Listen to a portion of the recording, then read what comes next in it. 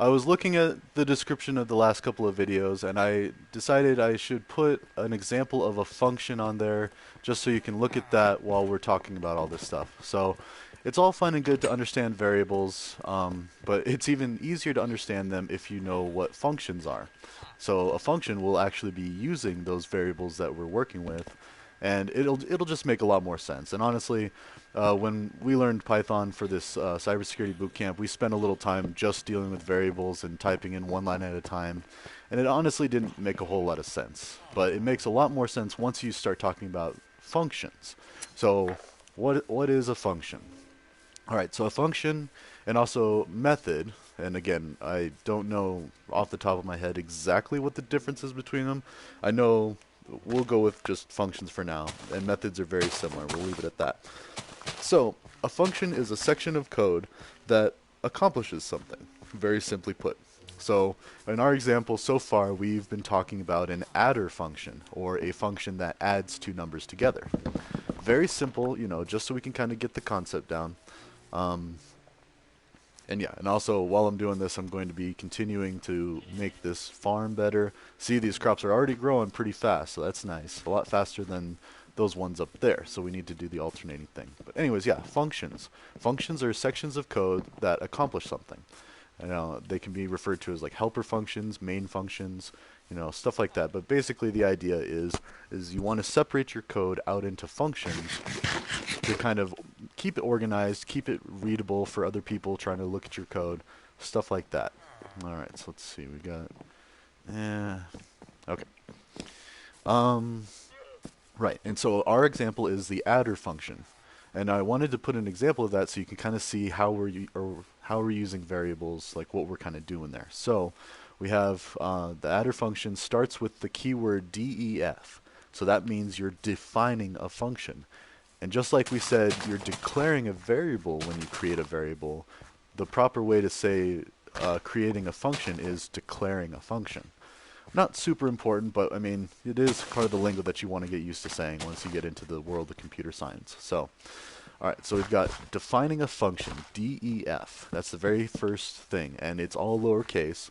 And then you do def space the name of your function. So for our example in the description of the videos is adder. So basically just an adding function. All right, let's see. Where am I at with... Sorry, I'm trying to multitask and yeah.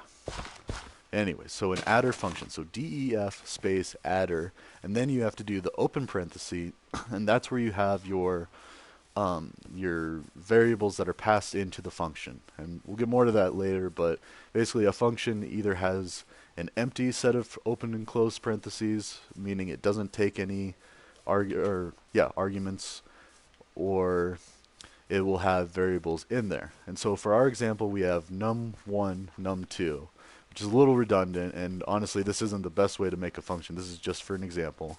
So basically what that means is when that function is called from somewhere else, it will be passed two variables, num1 and num2. And now then you do the close parenthesis, a colon, and then on the next line you have to use a tab. That's how Python keeps its code separated, is with tabs. You do tab, and then we're declaring num underscore 1 and setting it equal to the value of what num1 is. Yeah, redundant, I know, but yeah, this will all make more sense later. This is just a simple example. And then on the next line, we do a tab again, so we keep them all in the same like column, we could say. And then we declare num underscore 2 and set it equal to num2. All right, and all that's doing is capturing whatever's passed into the function, whether it be from the user or another part in the code, whatever we make it out to be. But it's important to understand functions, and that will in turn make it easier to understand why we're using variables. All right, and then there's the return statement, the final part of this simple function that we've got going on here. So we declared our two variables, and then on the next line, you have to hit a tab again, keep them all in the same line, or the same column, let's say, or lined up in the same column. There we go. All right, so we would do return, then space num underscore 1 plus num underscore 2. And what that's doing is it's returning those two numbers added together. So that's going to be the return value from the function. Alright, so let's see. And you can do the very same thing for, say you wanted to do a subtraction function.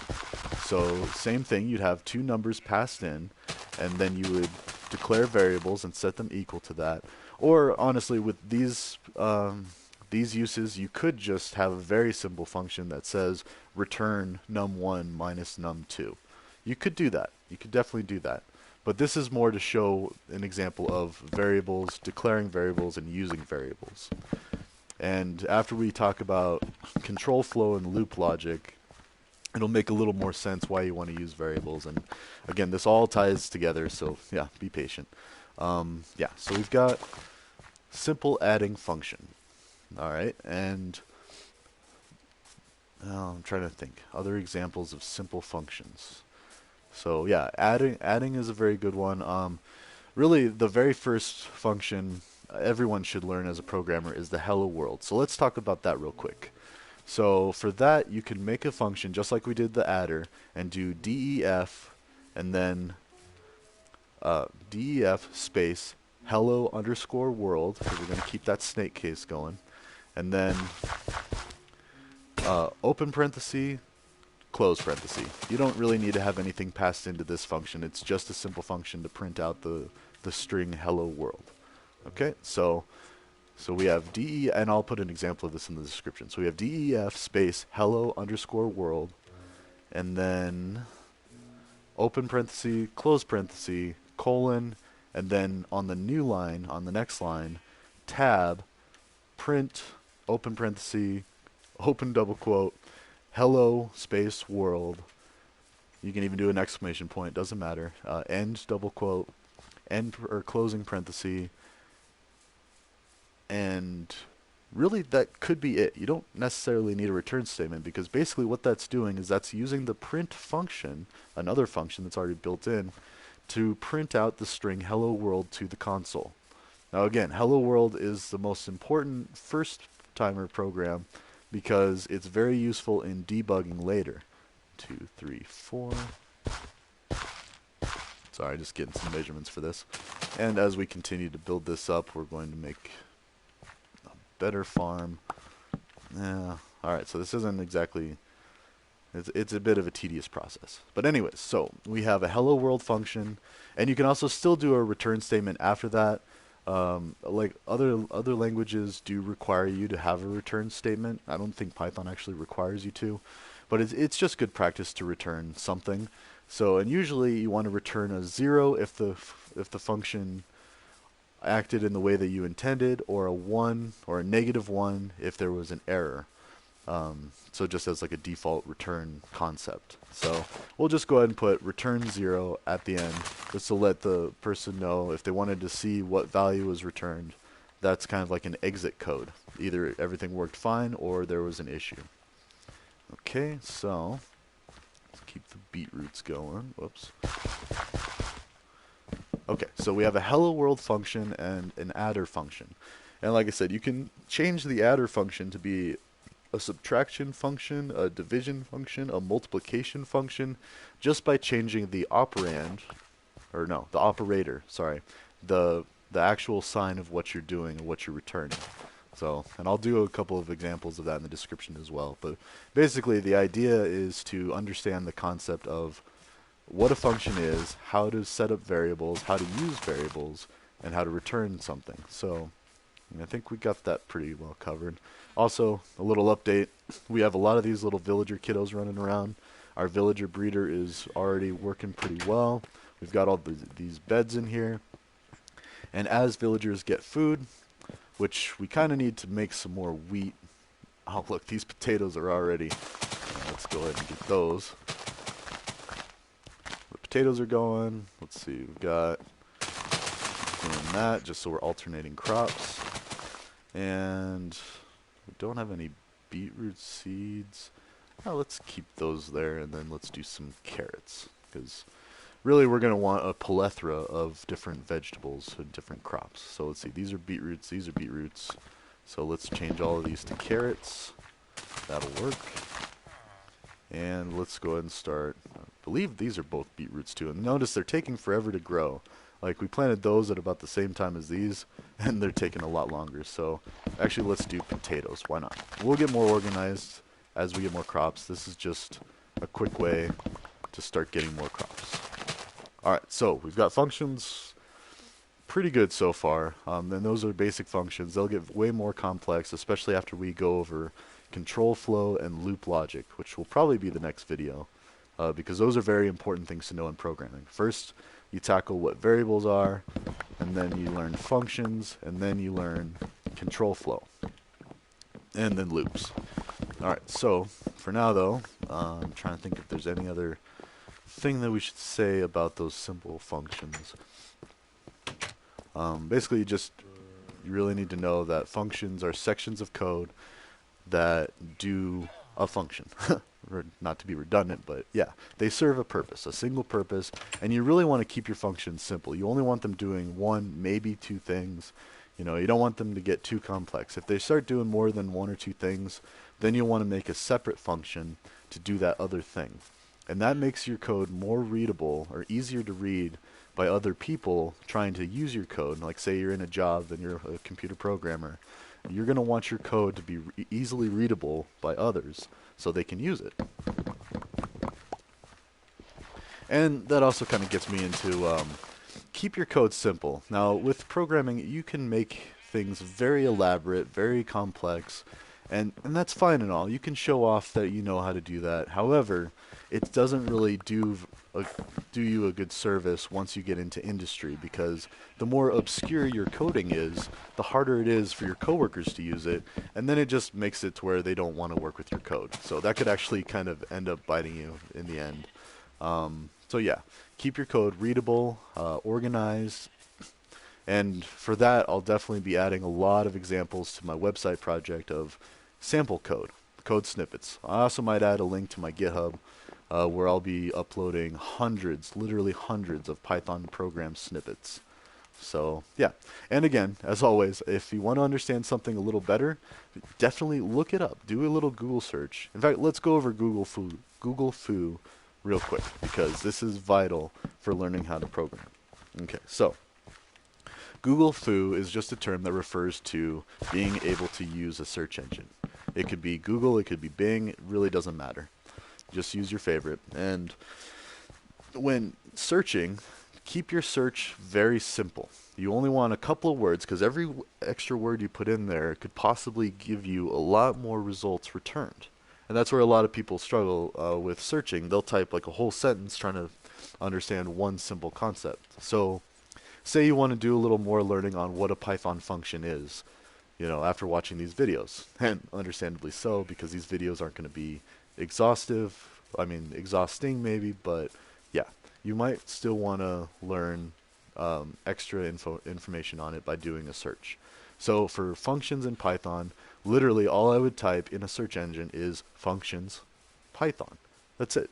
You want to make sure you include the programming language you're trying to find out about and what you're trying to find out about.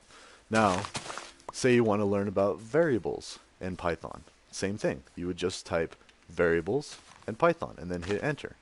And then go through the stuff, and after a while you'll start to pick up on websites that you prefer, things that make more sense. Usually, oh, and also, quick aside, do not click any advertisements ever. Just don't do it. It's just good practice to never do it, because a lot of times advertisements on websites aren't always monitored, and that's an easy way for malicious actors or hackers to put malware or viruses or spyware on your computer. So I highly encourage, while you're learning how to program, never click an advertisement.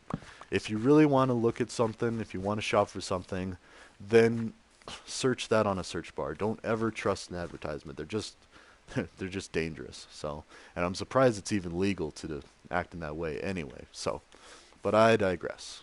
So let's see. I'm about halfway through the video. Really wanted to get this farm set up. 7. And yeah, so functions, variables. I feel like we've kind of gone through those quite a bit. I don't really want to get into... Oh, yeah, let's make this about control flow as well. So once you start to understand variables and you're able to use them and you're able to write a function, and again, this is all assuming that you're either using an account in Replit to where you have access to a command line terminal, or at least a simulation of one, and you're able to execute Python code. You could also be doing this if you got a Linux distribution and you're using that either by using a virtual machine or partitioning your hard drive, whichever way is easier. And I'm thinking you could also get an IDE like Visual Studios if you're trying to do this on Windows. There's really a lot of different ways to do it, and I'm going to try to add tutorials for as many of those as possible. Like I said, the easiest way is Replit. Replit already has everything you need, and it's free to create an account and to start writing Python code. So yeah, assuming you have something like that ready, you want to be able to understand how to create variables, define a function, declare variables, use variables, stuff like that. Okay, so let's see, what are we even doing in this? I digress and I'm kind of wandering around. Let's see, we've got some crops going. I really need to make that more wheat. Do I have wheat seeds? No.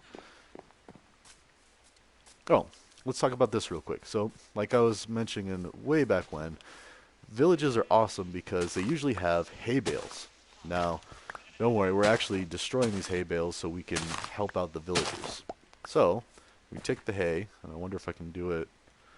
Nope, I do need a crafting table. So let's go back to our crafting table. I'm sure there's other crafting tables throughout the village, but I know that I have one here. So, from the hay bales, you can create bread, loaves of bread. And loaves of bread are important. Oh, and perfect. We have two villagers here that already took the spot of those poor other librarians that died to the illagers. All right, so now you can throw bread at them. 1, 2, 3, 4. They'll pick that up, and 1, 2, 3, 4. I believe it's 4. Yeah, for good measure, let's give them each 5.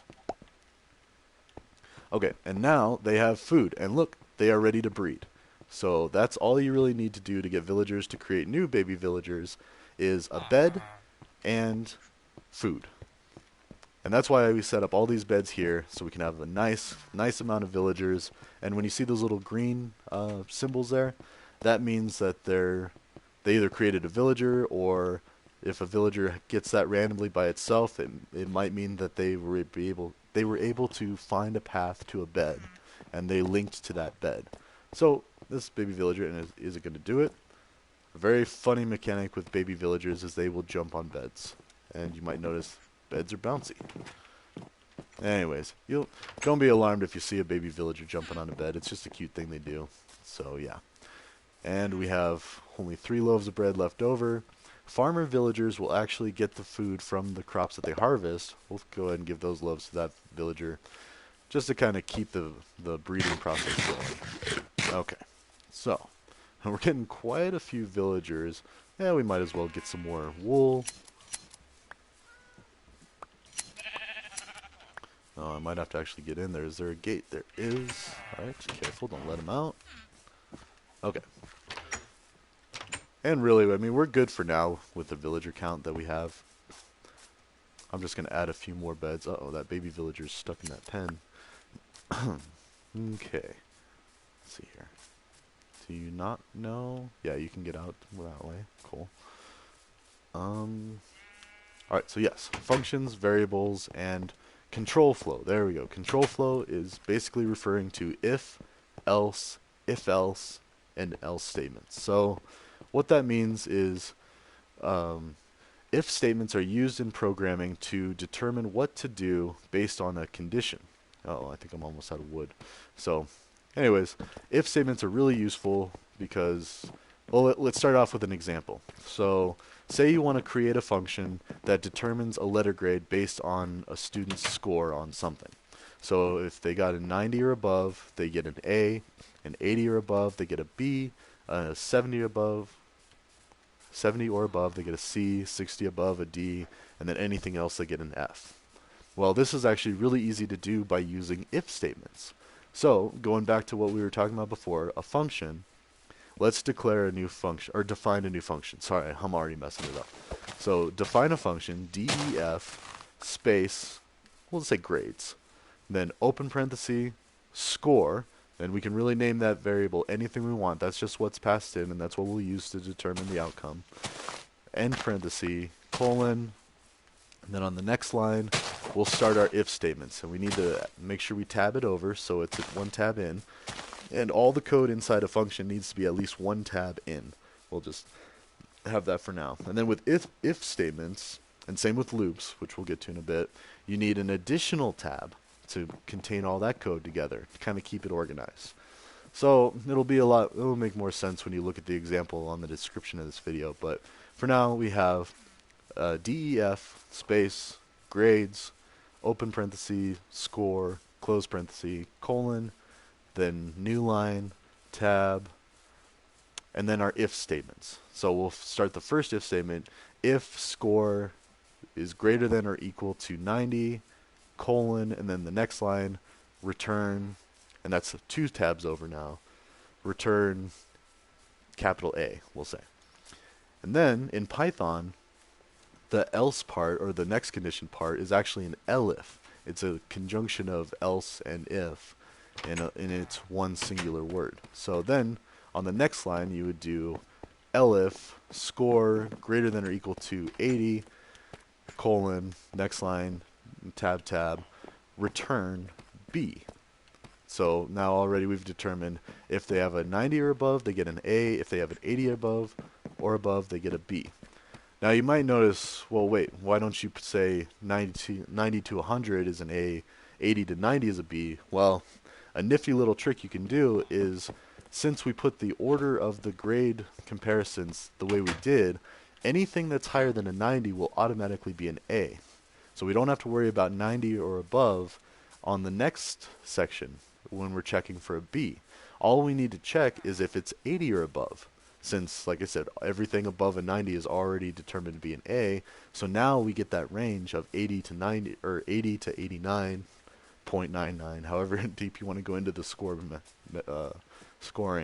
But yeah, so that's all handled by the next statement, which is an elif. All right, and let's see. So yeah, we have the A, we have the B, and now we need to do for C. So on the next line, do another elif score greater than or equal to 70, colon, enter, tab. And I think you're already tabbed in when you do this, so like if you're typing this out, you just have to hit enter and then one more tab, because it should already be tabbed in one. But if not, just make sure that your code is lining up. That is a very common source of bugs in Python, not having your sections of code lined up. Okay, so now we have another elif statement, elif 70 or greater, return C. Okay, and we can do another one, same exact thing, for a D. Now where it gets different is, so say they got they got a 59 or lower. So now, since everything else is considered an F, I mean anything above a 90 is already an A, we've determined that. Anything above an 80, and also incidentally below 90, because of the way we set it up, is automatically a B, and C and D, so on. So now you can just do what is called an else. And so then you just type else, colon, because you don't need to have any conditions in an else. You don't have conditions for else's. It's just the catch-all. Else, colon, enter, tab, return F. So basically that means anything else, if it's not an A, it's not a B, and it's not a C, and it's not a D, it's automatically an F. Because even if you were past a score of, say, 500, that would already be handled by the bit of code we have determining an A. So that's fine. We covered that case. Say you got a score of negative 2,000. Okay, that's really bad, but again, that's also handled by the else, because it's not greater than 90, it's not greater than 80, it's not greater than 70, and it's not greater than 60. And those are the only conditions that we're checking with this control flow. And so that's control flow in a nutshell. And other languages, it's different. So definitely make sure, if you are learning a different language, double check the syntax or the grammar rules for that language. So I know, for instance, Java, it's if, else is the way that they do it. They don't do elif. And, just, it'll take some time to get used to it. And if you're learning other languages, or definitely get one language down. It doesn't really matter which programming language you learn first. We're just starting with Python because, in my opinion, it's the easiest. However, when I was getting my degree, I learned Java first. And even before that, I had to learn Linux. So we learned Linux, then we learned Java, and then, a year or two later, I started learning C++, and it was really easy to translate my thinking into C++ from Java. And then it was even easier to translate it into Python because Python is so user-friendly. It has those little quirks like using tabs for keeping your code organized instead of curly brackets. Um, Not having to declare what a variable is when you're declaring a variable, that's handy. Although, honestly, once you've written a few programs and get familiar with it, these little semantics aren't going to matter all that much. Alright, let's see. So do we have potatoes? Let's do potatoes. Okay. Alright, so control flow. The grading situation is the easiest to understand control flow, but really you can use an if, elif, else statement for a lot of different situations. I'm trying to think of another example off the top of my head. Oh, okay. So let's go back to, we talked about booleans a little bit. That's a variable type, and it's either true or false. It's either 1 or 0. And again, computers only understand ones and zeros. Everything else that we're doing is translating all of the operations we want to do into ones and zeros.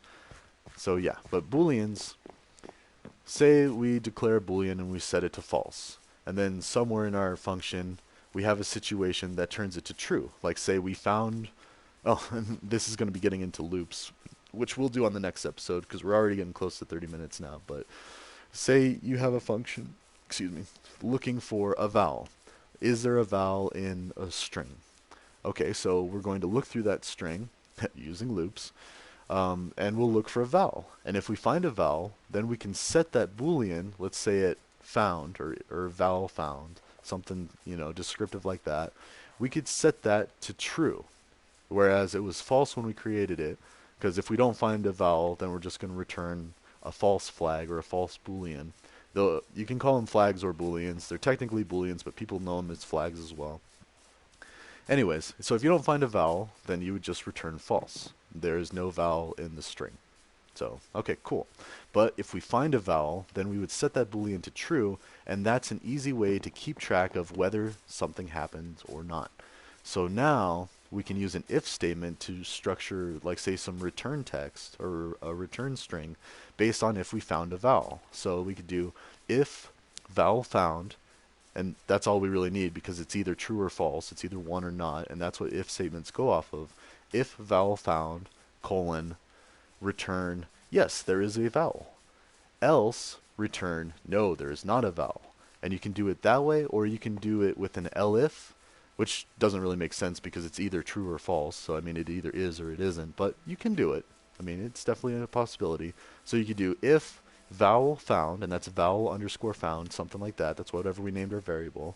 If vowel found, return, yes, there is a vowel. Elif, not vowel found, and I might have to explain that a little bit. Return, no, there is not a vowel. So you can also check to see if something is not true by using an exclamation point. Now let's see, it's kind of jumping into it. But yeah, so for if statements, control flow, you can tell if something is not something by using an exclamation point. So let's use that as an example. So we could basically reverse our if statement structure. So if not vowel found, meaning if vowel found is false, or you could also say if vowel found equals false. Oh geez, now we're getting into a whole nother thing. Sorry. So double equal signs are comparators. So that's checking to see, whereas a single equal sign is an assignment operator. Yeah, we're definitely going down a rabbit hole now. Okay, let's just focus on if, else, elif. If, elif, else statements. Alright, so if a vowel found, return, yes, there is a vowel. Okay, we got that. And then else, return, no, there is not a vowel. That's one way you can do it. Or you can do if vowel found, return, yes, there is a vowel. Elif, vowel found equals false. There you go. You could either do that or you could do exclamation point val found, meaning val found is true or is false, sorry. Then return no, there is not a val. Okay, and again, like a lot of things in computer science, that seems a lot more complicated than it needs to be, and after a little practice, you're going to just be able to write down little code snippets like that really quick, you know, not too much trouble. But it's important to understand what the code is doing, like what is the goal of that.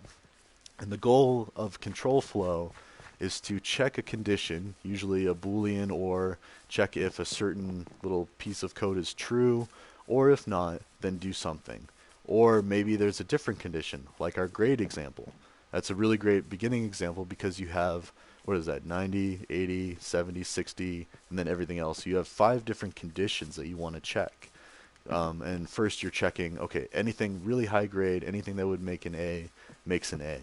And then anything that would make a B, but also might make an A, would make a B. But since we already checked the 90 or above, we don't have to worry about that range ending at 90. We can just say, yep, anything above 80. I mean, if it wasn't above 90, maybe it's above 80. If it's not above 80, maybe it's above 70. And again, we don't have to worry about anything else because we already handled that in the first conditions. And also, I should mention that and this should have been one of the very first things discussed, but computer programs, like a programming file, is read just like a book, or how you would write a page in a book. Top, down, left, right. So there you go. There's that. And it depends on which order you do these things that we're learning, like especially with the control flow, because you're checking for an A first, and then a B, then a C, then a D, then an F. So you're going top, down, left, right, as you write your code. And again, I'm going to be adding examples in the description of this video. It's going to take time, but bear with me. This is, yeah, you'll learn it. You'll be alright. Alright, that's all for this video. We'll see you in the next one where we start to talk about loops. Alright, see you there.